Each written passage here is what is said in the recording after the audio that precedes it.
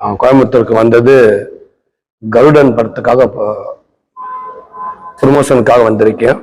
Fans மீட்டிங்காக fans எல்லாத்தையும் பார்த்துட்டு இந்த படம் வந்து வர 31 ரிலீஸ் ஆகுது, மே 31. ஸோ வர 21 ட்ரெய்லர் ரிலீஸு, மே 21. அதுக்காக கோயம்புத்தூருக்கு வந்திருக்கேன், ஃபேன்ஸ் மீட்டிங்காக வந்திருக்கேன். படத்துல உங்களோட அனுபவம், இந்த படத்துல என்னோட அனுபவம்னா விடுதலை பார்த்துருப்பீங்க. அதுக்கு முன்னாடி ஒரு காமெடியான பார்த்த சூரி, விடுதலையில ஒரு வேற மாதிரி ஒரு ஜேனல்ல நான் இருந்திருப்பேன். வேற ஒரு பரிமாணத்துல நான் அந்த படத்துல இருந்து நினைக்கிறேன். அது எல்லாத்துக்குமே தெரியும். விடுதலைக்கு அப்புறம் இந்த கருடன் படத்திலும் கண்டிப்பா நீங்க ஒரு எதிர்பார்த்த சூர்யா இருக்க மாட்டேன்னு நினைக்கிறேன். இது இன்னும் ஒரு வேற மாதிரி இன்னும் ஒரு சூரிய பார்க்கலாம்னு நினைக்கிறேன்.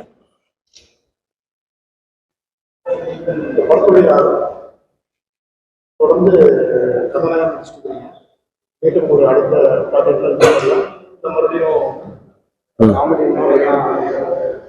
கண்டினியூ கதை நாயனாதான் எனக்கு வாய்ப்பு வந்துகிட்டே இருக்குது.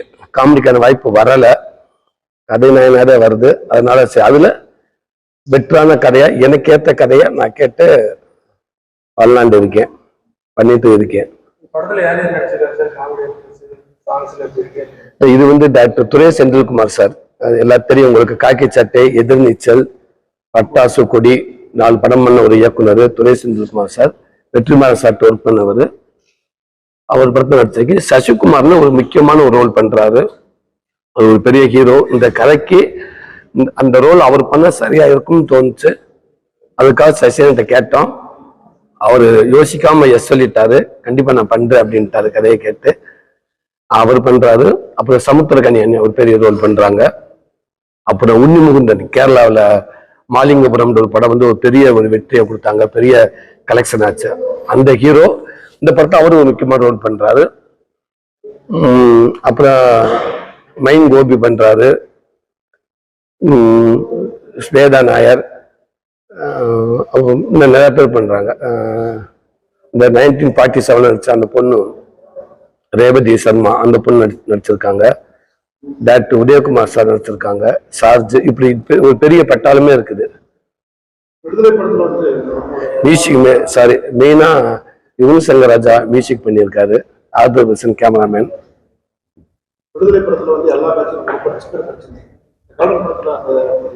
கண்டிப்பா இதுவும் அந்த மாதிரி இருக்கும், கொஞ்சம் நல்ல எமோஷனல் ஆக்ஷன் கொஞ்சம் இருக்கும் இதுல.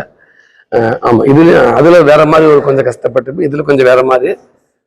கண்டிப்பா அந்த கஷ்டத்துக்கான பலன் இருக்கும்னு நினைக்கிறேன். படத்துல ஆடியன்ஸ்க்கு பிடிக்கிற விதமா இருக்கும்னு நினைக்கிறேன்.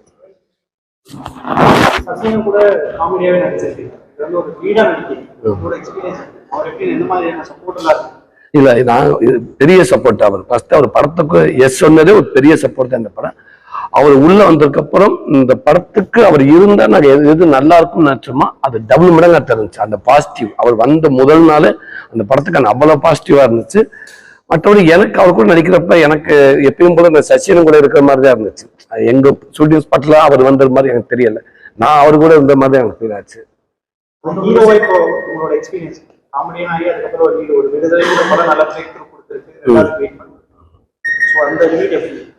காமெடியனா பண்றப்ப நமக்கான ரோலை மட்டும் நம்ம செலக்ட் பண்ணிட்டு நம்ம நடிச்சுட்டு வந்துருவோம். அதுக்கப்புறம் அடுத்த படத்துக்கான வேலையை பார்க்க போயிடுவோம். ஆனா இப்ப கதை நான் நடிக்கிறப்ப ரொம்ப பொறுப்புணர்ச்சி அதிகமா இருக்குன்னு நினைக்கிறேன். ஏன்டா அந்த படம் ஒரு டிசைன், அந்த படம் உருவாகுறதுல இருந்து ஃபர்ஸ்ட் கதை கேட்கணும், ஒரு நமக்கு ஏற்ற ஒரு கதையா சூஸ் பண்ணணும். அதுக்கப்புறம் வெற்றி தோல்வி நம்ம கையில இல்லை. இருந்தாலும் கதை நாயகன் அப்படின்றத நான் என்ன அந்த இடத்த தக்க வச்சுக்கிறதுக்காக வெற்றிமாறன் கொடுத்த இந்த இடத்த, அண்ணன் கொடுத்த இந்த இடத்த நான் தக்க வச்சுக்கிறதுக்காக நான் நிறைய மெனக்கட வேண்டியதா இருக்கு. ஒரு கதை நாயகனா கதையில இருந்து மற்ற இந்த படம் ரிலீஸ் ஆக டிசைன் ஆரம்பிக்கிறதுல இருந்து எந்த ரிலீஸ் ஆகிற வரைக்கும் இந்த படத்துக்குள்ள எல்லாமே நம்ம ஒரு கவனிக்க வேண்டிய சூழ்நிலை இருக்குது.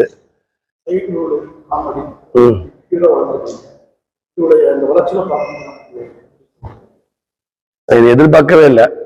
இப்போ உட்காந்துருக்க இடம் நடிகனாக ஆசைப்பட்டேன், காமெடியனாக ஆசைப்பட்டேன், அது எல்லாமே நடந்துச்சு. இன்னைக்கு கதை நாயகனா இந்த இடத்துல நான் எதிர்பார்க்கவே இல்லை. இன்னைக்கு இந்த இடத்துல வந்து உட்கார வச்சிருக்கு. கடந்து வந்த பாதையை நினைச்சு ரொம்ப பெருமைப்பாரு, சந்தோஷமா இருக்குது.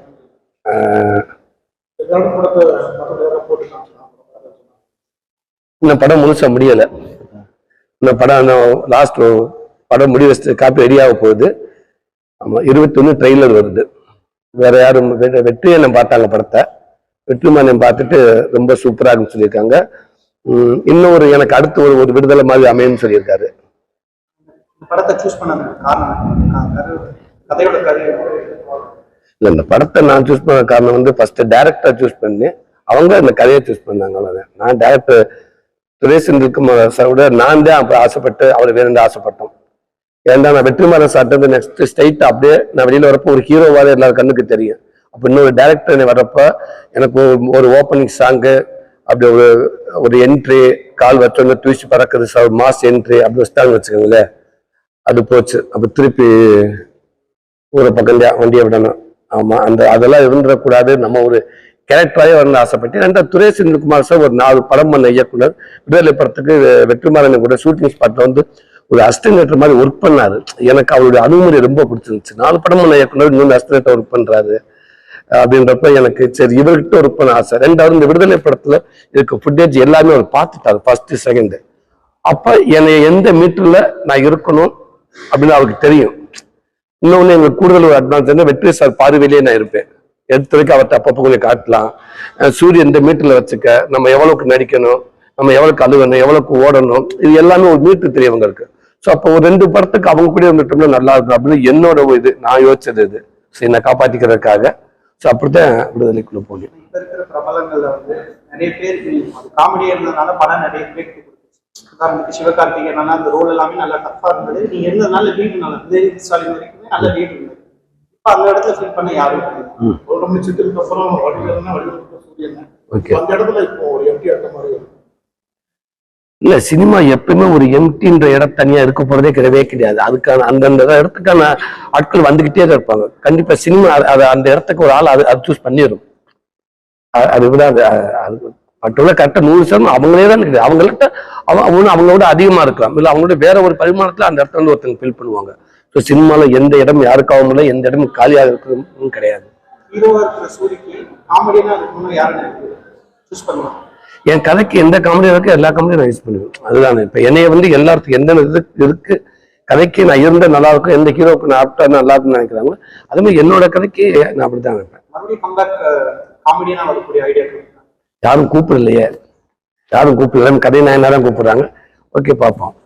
இப்போ தொடர்ந்து நாடக கலைஞர்ல இருந்து பெரிய ஃபீல்டுக்கு வராங்க, அதாவது ஷார்ட் ஃபிலிம்ல இருந்து ஃபியூச்சர் ஃபிலிம் வரைக்கும் வராங்க.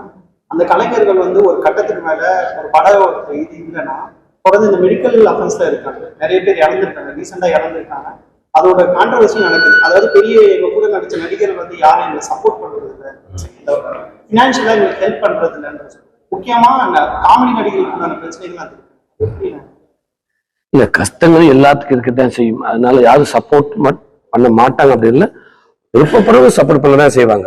விருப்பப்படாதவங்க போய் நீங்க சப்போர்ட் பண்ண யாரும் கேட்கவும் முடியாது. விருப்பப்படுறவங்க அவங்களால முடிஞ்சப்ப சப்போர்ட் பண்ணிட்டு தான் இருக்காங்க. யாருக்கும் எல்லாரும் முழுமையா போய் 100% போய் அவங்க நம்ம காத்துற முடியாது. அதையும் தாண்டி சப்போர்ட் பண்ணிட்டு தான் இருக்காங்க. அதையும் தாண்டி இயற்கை சூழல் சில ஒரு விஷயங்கள் நடந்துருது. அது உண்மைக்கு அது கஷ்டமா தான் இருக்குது. அந்த குடும்பங்களுக்கு கண்டிப்பா இறைவனோட ஆசீர்வாதமும் எங்க நடிகர்கள் ஆசீர்வாதமும் நடிகர் சங்கத்திலிருந்து அவங்க மறுபடி சில விஷயம் என்ன பண்ணுமோ அதை பண்ணுவாங்கன்னு நினைக்கிறேன்.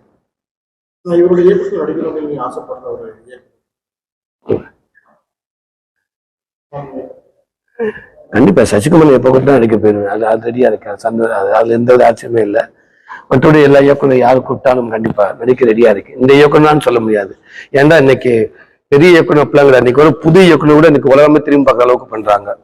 இன்னைக்கு நான் சாதாரண இயக்குனர் சொல்றேன். கூழாங்கல் டைரக்டர் PS வினோத்ராஜ் கூழாங்கல்னு ஒரு படம் பண்ணாரு. அடுத்த அவனும் சிவகார்த்திகேயன் தயாரிப்புல கொட்டுக்காலின்னு ஒரு படம் பண்ணாரு.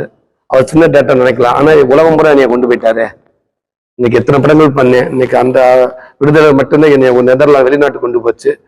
கொட்டுக்காலி டைரக்டர் ஜெர்மன் வரைக்கும் பெர்லின் வரைக்கும் ஒரு மிகப்பெரிய ஒரு பெஸ்ட் ஒரு பிலிம் ஃபெஸ்டிவல்ல உலகத்தரத்துல ஒரு 3வது இடத்துல இருக்கக்கூடிய ஒரு பிலிம் ஃபெஸ்டிவல்ல என்னை கொஞ்சம் டோட்டல் வெள்ளக்காரங்க மத்தியில் அந்த படத்தை கொட்டுக்கால படத்தை போட்டு காட்டி எனக்கு அவ்வளவு ஒரு பேரும் புகழும் கிடைச்சிச்சு. ஸோ அதனால சின்னவங்க பெரியவங்களாம் கிடையாது, எல்லாருமே நடிக்க ரெடியா இருக்கு. உங்களுக்கு எந்த நம்பனா நல்லா இருக்குன்னு நினைக்கிறீங்க? தெரியுங்களா? சூரிய வந்து நல்லா இருக்கும். ஆமா. போது நிறைய லேடி சூப்பர் ஸ்டார் அந்த மாதிரி நிறைய ஸ்டார்ஸ் எல்லாம் இருக்காங்க. உங்களுக்கும் இவங்க கூட நடிச்சா எந்த ஹீரோயின் எனக்கு இந்த ஹீரோயினை போடுங்க அப்படின்னு சொல்லிட முடியாது டேரக்டர்கிட்ட. அவருக்கு ஃபர்ஸ்ட் கதை ரெடி பண்ணா அந்த கதைக்கு எந்த ஹீரோயின் கரெக்டா இருக்கும் பட்சத்தை நான் ரெடியா போடுவேன். இது ஹீரோயினுக்கா மட்டும் கதை ரெடி பண்ணு சொல்ல முடியாது. டேரக்டர் எந்த ஹீரோயின் சொல்றா நான் ரெடியா இருக்கேன். காமெடினா வந்து நீங்க வந்து சிவகார்த்தி எல்லாரும் ரெண்டு படம் பண்ணிட்டு இருக்காங்க. உங்களுக்கு எப்படி இது காம்பேட் பண்ண போறீங்க? எப்படி இல்ல அவங்க நல்லாவே பண்ணிட்டு நல்லா போயிட்டு இருக்காங்க. என் அன்பு தம்பி எஸ்கே வந்து இன்னைக்கு அவருடைய ஜனங்க வந்து அவர் மிகப்பெரிய ஒரு இடத்துல வச்சிருக்காங்க. சந்தான சார் நல்லா போயிட்டு இருக்காரு. கண்டிப்பா என்னோட ட்ராக் எனக்கு கிடைச்ச இந்த வாய்ப்பை நான் மிஸ் பண்ணாம எனக்கு என்ன வேலையை அதை நான் பார்த்து போயிட்டு இருக்கேன். கண்டிப்பா நானும் ஒரு பெரிய கதை நாயகன் வர்றதுக்கான என்னோட முயற்சி நான் பண்ணிக்கிட்டே இருக்கேன்.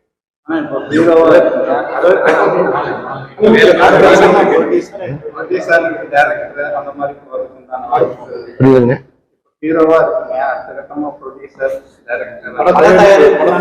இந்த வேலையை ஃபர்ஸ்ட் சரியா பண்ணிக்கிறேன். இந்த இடத்த தக்க வச்சுக்கிறேங்க. உங்க கூட வந்து பேட்டி பிடிக்கிறேன் இல்லையா, மரியாதையோட கொஞ்சம் கூப்பிடுறீங்க இல்லையா, இதை நான் தக்க வச்சுக்கிறேங்க. அதுக்கப்புறம் மற்ற விஷயத்த பார்ப்போங்க. தேங்க்யூங்க. இப்ப இருக்கிற கவின் மணிகண்டன் வரைக்கும் இருக்கிறாங்க. சூரிய சந்தானம் எடுத்துக்கலாம். புரியல. சூரிய சந்தானம் எடுத்துக்கலாம். ஆப்போசிட் கேரக்டர்ஸ் இருப்பாங்க. உங்களோட பார்வை நீங்க யார வேணாலும் எடுத்துக்கலாம், தப்பே கிடையாது. உங்களோட பார்வை எப்படி எடுத்துங்க. எனக்கு சூரிக்கு சூரி. ஒரே ஒரு வார்த்தையில கருடன் படத்தை தியேட்டருக்கு வந்து பார்க்கணும்னா என்ன கருத்து பார்க்கணும்? கண்டிப்பா ஒரு எல்லாத்துக்கும் 1008 வேலைகள் இருக்கு. அதை தாண்டி நம்ம எதுக்காக நம்ம சினிமாக்கு வரோம், ஒரு ரிலாக்ஸுக்காக சினிமாக்கு வரோம். அந்த ரிலாக்ஸ் வர நேரத்தில் நம்ம கொடுத்த காசுக்கு ஒரு நல்ல படம் பார்க்கணும்னு ஒரு ஆசை எல்லாத்துக்கும். கண்டிப்பா விடுதலை என் படத்தை பார்த்து எப்படி திருப்தி அடைங்களோ கருடன் படமும் உங்களுக்கு திருப்தி படமா இருக்கும்னு நான் நினைக்கிறேன். கண்டிப்பா ஒரு ஃபேமிலியோட வரப்ப நீங்க சந்தோஷம் போகலாம். தெரியல, ஆகஸ்ட் செப்டம்பர் கூட ஆகலாம். Okay, thank you.